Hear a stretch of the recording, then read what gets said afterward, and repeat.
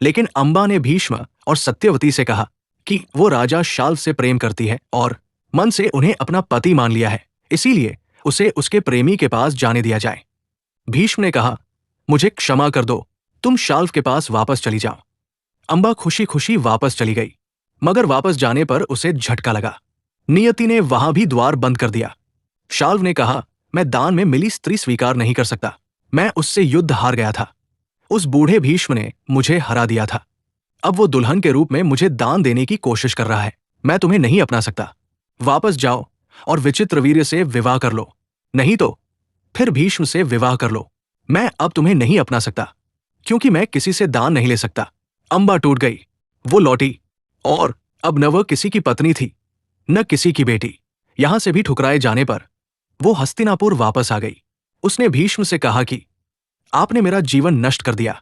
आपकी वजह से मैंने उस इंसान को खो दिया जिससे मैं प्रेम करती थी। आप जबरन मुझे यहां लेकर आए।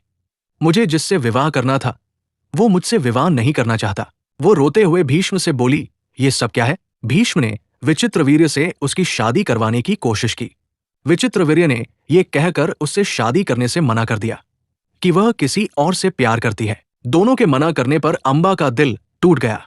उसने भीष्म से शादी करने को कहा, परंतु भीष्म को अपने ब्रह्मचर्य की प्रतिज्ञा के कारण अम्बा को शादी के लिए मना करना पड़ा। अब अम्बा के पास कुछ नहीं बचा, न प्रेम, न भविष्य, न सम्मान। और यही भीष्म की प्रतिज्ञा अम्बा का श्राप बन गई। उनके इनकार से अम्बा के गुस्से का अब कोई ठिकाना नहीं रहा। वो भीष्म से बदला लेना चाहती थी, जिसने उसकी जिंदगी बर्बाद कर दी थी। उसने तपस्या की और भगवान कार्तिकेय को प्रसन्न किया।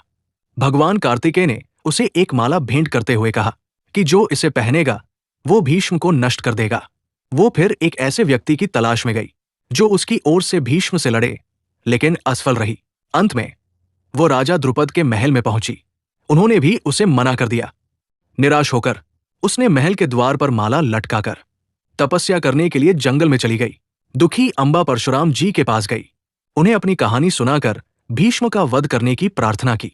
परशुराम जी अम्बा को